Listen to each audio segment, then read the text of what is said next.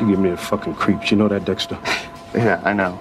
Sorry about that. I am a father, a son. You meet Dexter in bright Miami sunlight, but the glow is a lie. By day, he reads blood like a language. He keeps a promise to a dead man and hides a monster in plain sight. We're cutting through 8 seasons and 1 icy return. Every rival, every ritual, every lie that pretends to be love. This is the whole story of Dexter, summarized in 23 minutes. Season 1 begins with Dexter Morgan, a blood spatter analyst who feels empty where most people feel human. He's calm because he has rules. Only the ones who deserve it, a code his adoptive father Harry drilled into him after seeing the darkness in a boy who witnessed a nightmare he can't remember. Dexter works alongside his foul-mouthed sister Deborah, who wants the big case that will finally earn her respect. Around them are the egos and frictions of Miami Metro. Laguerta, the ambitious lieutenant who wants a headline. Batista, steady and kind. Masuka, brilliant and crass. Dokes, the only one whose instincts scream that something about Dexter is wrong.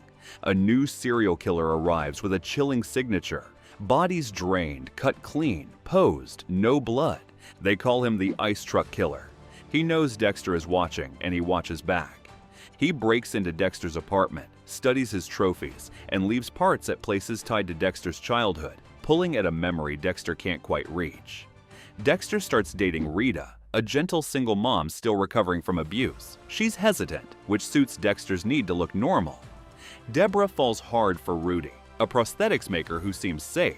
But Rudy is Brian, Dexter's biological brother, the Ice Truck Killer, who survived the same childhood massacre and never got a code.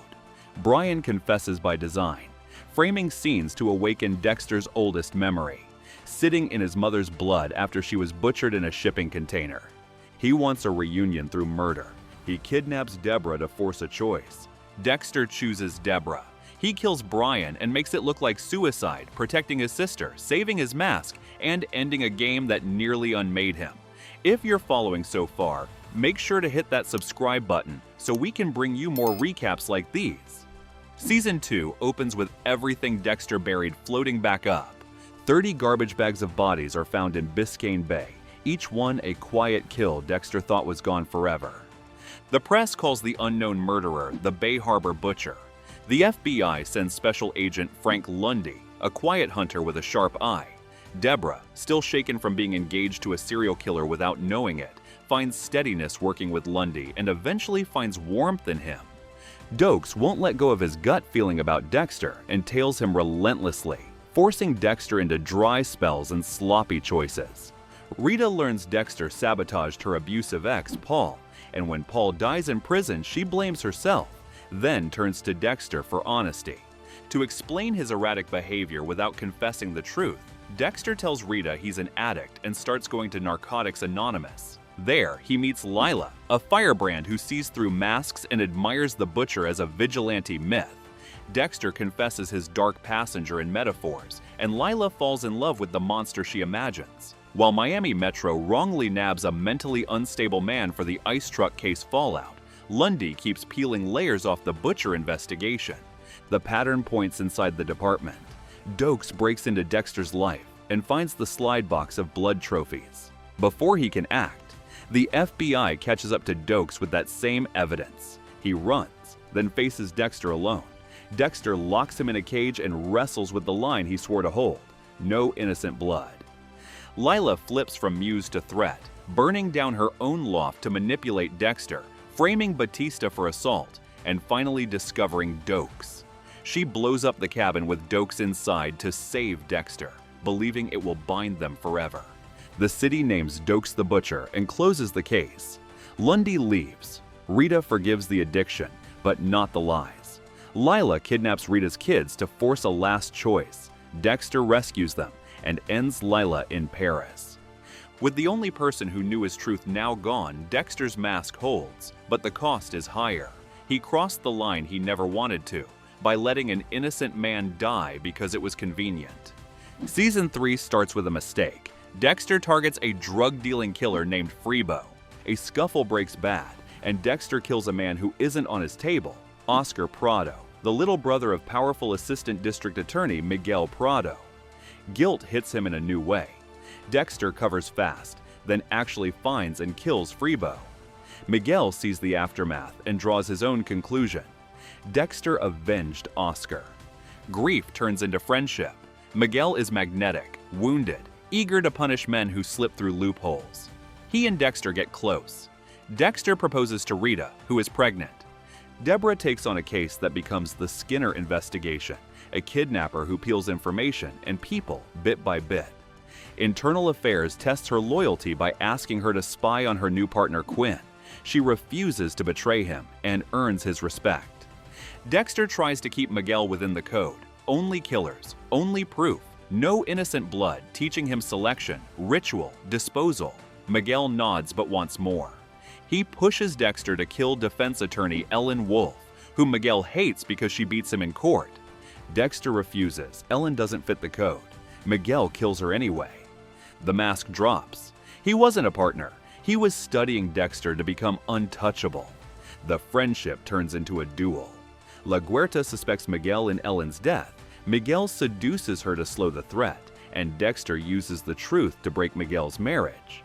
Deborah grows close to a CI named Anton, who gets taken by the Skinner. She rescues him and keeps working the case. Miguel tries to outsource Dexter's murder to Skinner. Dexter traps Miguel, tells him he already killed his real brother, Brian, and that Oscar died by Dexter's hand, and then executes him, staging it as a Skinner kill. The Skinner kidnaps Dexter next, looking for Freebo, but Dexter escapes and ends him. Rita and Dexter marry with Deborah by his side as best man. A season that started with an accidental kill ends with a vow. Family first, code intact, but the lesson is brutal. Sharing the darkness poisons everything around it. Season 4 is the bright suburban nightmare. Dexter is a new father to Harrison and falling apart from lack of sleep and lack of ritual. Rita discovers he secretly kept his old apartment. He says it's for space, when it's really for murder prep and trophies. They try therapy. Rita's neighbor Elliot kisses her, she confesses. Dexter shrugs, and Rita sees a man who forgives too easily. At work, Deborah digs into rumors about Harry's informant past, not knowing she's circling Laura Moser, Dexter's mother. Then Frank Lundy returns for one last hunt, a phantom called the Trinity Killer, who has killed in threes for decades across the country. Trinity is Arthur Mitchell, a church-going family man who builds homes for charity and terror for himself. Dexter studies him up close under an alias, Kyle Butler, thinking he's found a blueprint for balance. Family on one side, ritual on the other. The truth is uglier. Arthur's balance is controlled by ritualized abuse and buried trauma. He replicates his original family tragedy every cycle, every city, with horrifying devotion. Dexter sees Arthur torment his own family and snaps, revealing a flicker of his rage. Meanwhile, Deborah and Lundy get close again, then are shot in a parking lot by a mystery shooter. Lundy dies. Deborah recovers and follows the thread to Christine, the reporter sleeping with Quinn. DNA says Christine is Arthur's daughter. Deborah learns Laura Moser was Harry's informant and Dexter's mother. She connects Brian to Dexter through biology, but not through blame. She comforts Dexter instead of condemning him. The hunt closes in. Arthur kidnaps a boy. Dexter learns there's a hidden fourth child in each cycle, the boy Arthur buries to mark the death of his own childhood. Dexter stops that murder, finally corners Arthur and kills him. He comes home ready to choose family over darkness. Then he walks into the bathroom. Rita is dead in the tub, killed by Arthur before Dexter struck. Harrison sits on the floor crying in blood, just like Dexter once did. The circle closes, and the damage is no longer abstract. Season 5 begins with numbness. Dexter can't feel the way people expect him to feel, and that emptiness frightens everyone. Quinn watches with suspicion, learns Rita once kissed Elliot, and wonders if Dexter killed out of rage. La Guerta suspends Quinn when he pushes too hard. Dexter sends Rita's older kids to live with their grandparents and tries to keep Harrison afloat. While disposing of a killer, Dexter discovers barrels filled with murdered women and a living victim in the attic, Lumen Pierce. She was part of a ring, abducted, tortured, filmed, broken, then meant to be erased. Lumen sees Dexter's truth and doesn't run. She wants to finish what they started for her. Dexter refuses at first, then sees her about to die trying alone and chooses to help. They become a team, bound by the same stain. Deborah hunts the Barrel Girl ring from the other side of the badge. LaGuerta greenlights a sloppy raid on two brothers. It goes wrong. Civilians die. Deborah kills one of the suspects, and LaGuerta throws Deborah under the bus to protect her own career. Batista stands with Deborah. Internal Affairs leans on LaGuerta's husband, then digs into Quinn, who has hired a dirty ex-cop named Liddy to tail Dexter. Liddy snatches Dexter, tries to record a confession, and gets himself killed in the struggle. A drop of blood lands on Quinn's shoe, and the case almost sinks him. Dexter forges the lab result to clear Quinn because Deborah loves him. On the vigilante side, Dexter and Lumen identify Jordan Chase, a self-help celebrity whose circle created the ritual. They dismantle it member by member. Lumen learns the ritual, takes a life herself, sleeps with Dexter, and sees a version of him she can accept. Deborah discovers two unknown vigilantes are carving through the ring. She corners them behind plastic sheeting after their last kill, but never sees their faces. She lets them go, recognizing a justice the courts never give. With Jordan dead, Lumen's pain lifts. She tells Dexter it's gone. She leaves Miami. He accepts the goodbye without rage. It's the first time someone saw him clearly and didn't either die or destroy him. Season 6 is about faith, fear, and the stories we tell to live with ourselves. A year has passed. LaGuerta is now captain. She and Batista are divorced. Jamie, Batista's sister, becomes Harrison's babysitter. Quinn plans to propose to Deborah. She says no, not out of cruelty, but clarity. Quinn spirals into booze and distraction. Miami Metro chases the Doomsday Killers, a duo staging Revelation-themed murders to signal the end times. The public face is Professor James Geller, a rigid scholar who guides his former student Travis Marshall. Dexter meets brother Sam, an ex-con who found grace and offers people a way out. Dexter wants to believe people don't change. Sam lives proof that they can. When Sam is shot by someone he'd tried to save, he asks Dexter to forgive. Dexter can't. He kills the shooter, and the vision he sees afterward isn't Harry. It's Brian, his dead brother, inviting him to surrender completely to the dark. Harrison gets sick. Dexter prays anyway, confused by the tug toward light in a man who lives by shadow. He tracks rumors that Trinity might have resurfaced and finds the truth.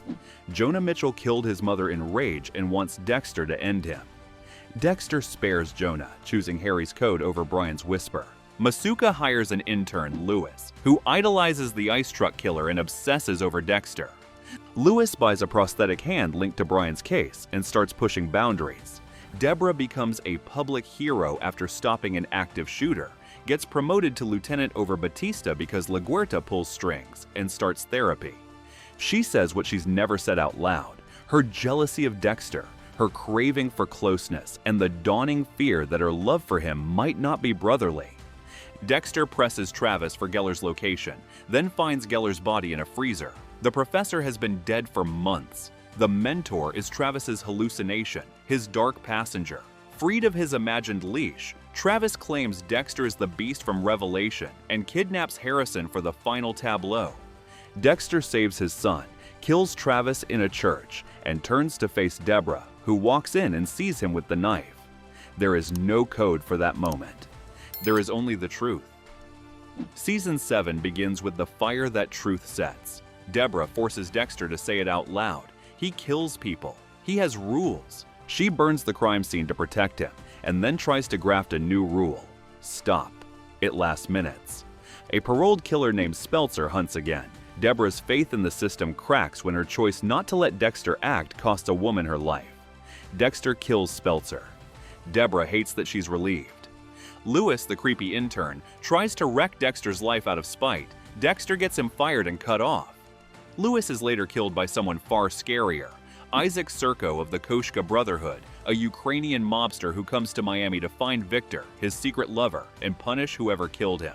That was Dexter. Isaac wants vengeance, but he also understands something about love and about monsters living under suits. They become enemies with a grudging mutual respect. The Brotherhood turns on Isaac. He ends up dead by their hand after teaming briefly with Dexter to kill his pursuers. Quinn falls in love with Nadia, a stripper trapped by the Brotherhood, crosses lines to save her, and loses her anyway when she flees to start over.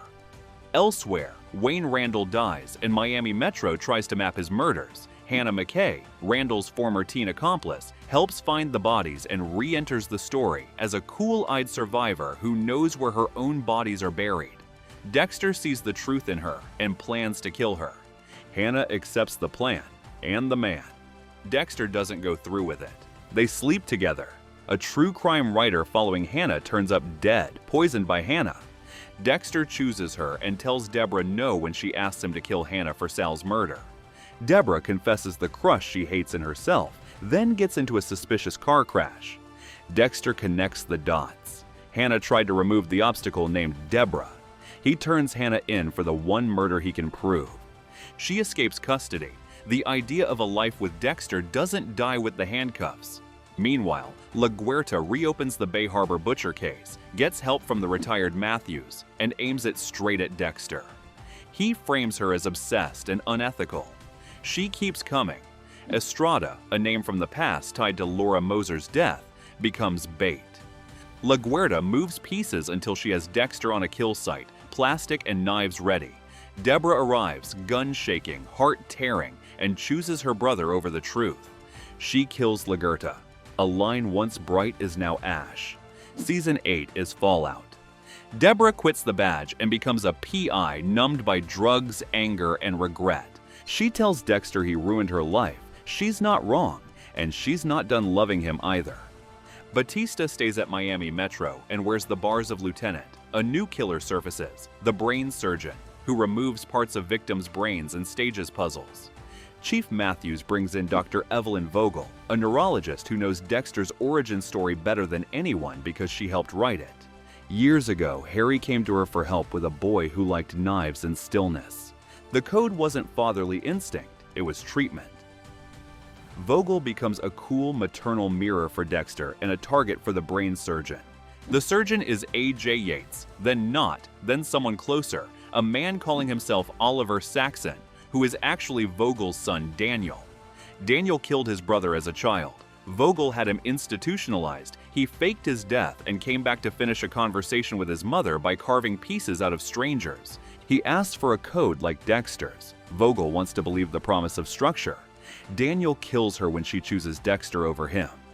In the background, Masuka meets Nikki, a daughter he never knew he had, and tries to become a decent father to someone who just met him.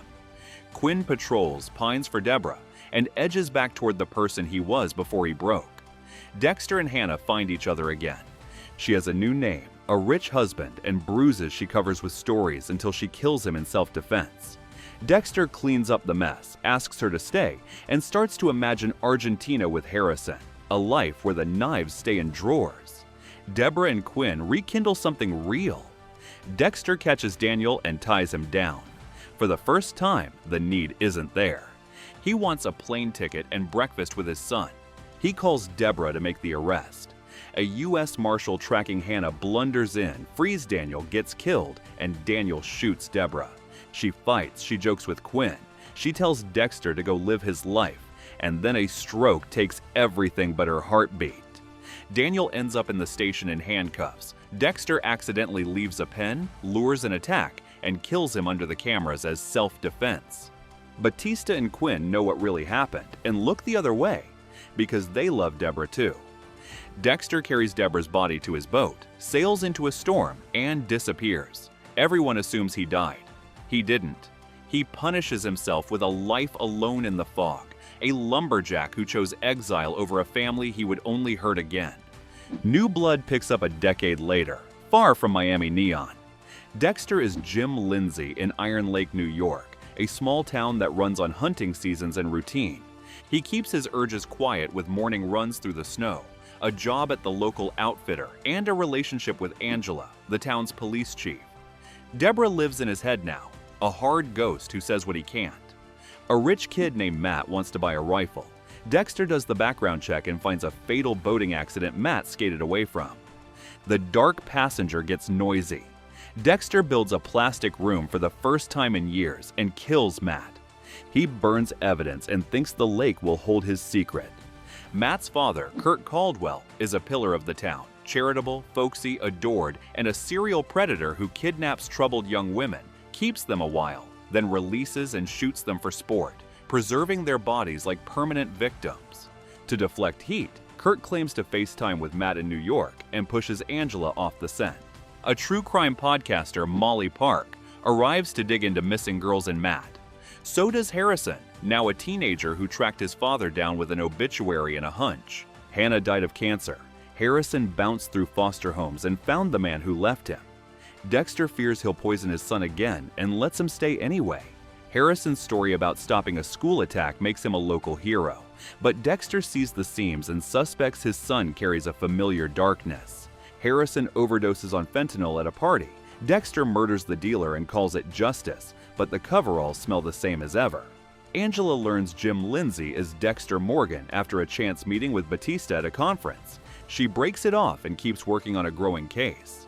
Kurt grooms Harrison as an apprentice in cruelty and as bait for Dexter. He chases Harrison through the woods with a rifle the way he chases all his victims. Dexter saves his son and finally tells him everything: Harry, the code, the reasons that never really make it right. Father and son raid Kurt's bunker and find a museum of victims, including Molly. They kill Kurt together.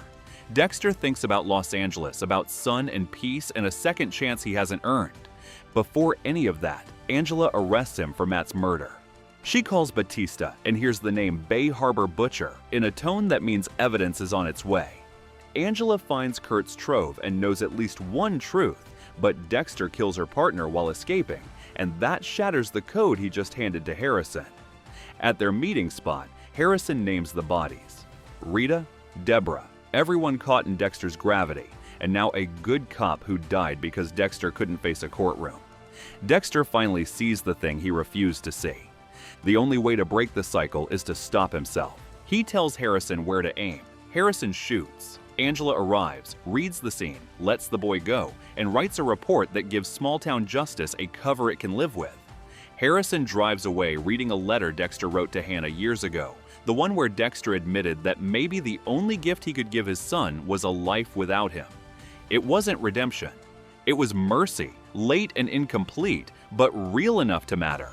Which part of Dexter's journey stayed with you? The clinical perfection of the early hunts, the wreckage of that blood-red bathroom, or the cold morning where a father chose to end a legacy?